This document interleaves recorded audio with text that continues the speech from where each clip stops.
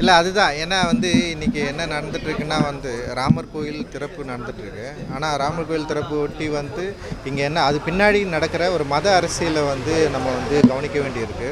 அந்த ஏன்னா இன்றைக்கி இதோட ராமர் கோயிலுக்கான ஆதரவு எதிர்ப்பு அப்படின்றத மீறி அதற்கு இல்லை இந்த மாதிரி ஒரு விஷயம் நடக்கக்கூடாதுன்னு நினைக்கிறதே இன்றைக்கி ஒரு பெரிய பிரச்சனையாக இன்றைக்கி மாறிட்டுருக்கிறதா நான் பார்க்குறேன்.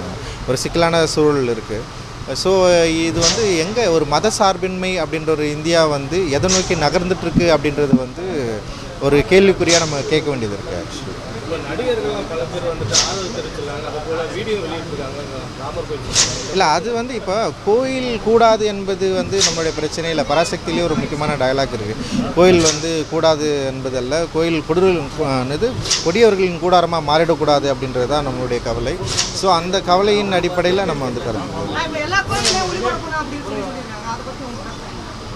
அது தேவையில்லைன்ற அடிப்படையில் தான் அது ஏன் அவ்வளோ ப்ரெஷர் பண்ணணுன்னு கிடையாது. ஏன்னா இப்போ இந்தியாவில் இப்படி ஒரு கோயில் திறக்கிறாங்க அப்படின்றது அது ஒரு கடவுள் நம்பிக்கை அதோட பார்க்கலாம். ஆனால் அது அரசியலாக்கப்படுறது தான் இங்கே ஒரு பெரிய சிக்கலாக இருக்குதான் நான்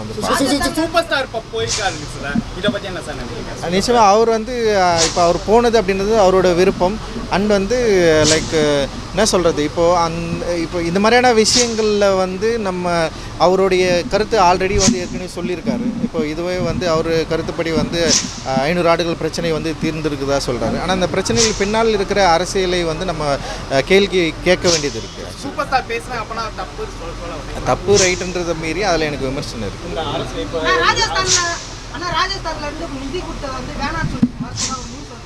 இல்லை அந்த மாதிரி நியூஸ் உண்மையாக பொய்யான்னு தெரில. ஆனால் இப்போது திரௌபதி முர்மு தொடர்ந்து புறக்கணிக்கப்படுறது இருக்குதுல்ல, அது ரொம்ப மோசமானது அப்படின்றது நம்ம ஆல்ரெடி நம்ம பார்த்துட்டு இருக்கோம்.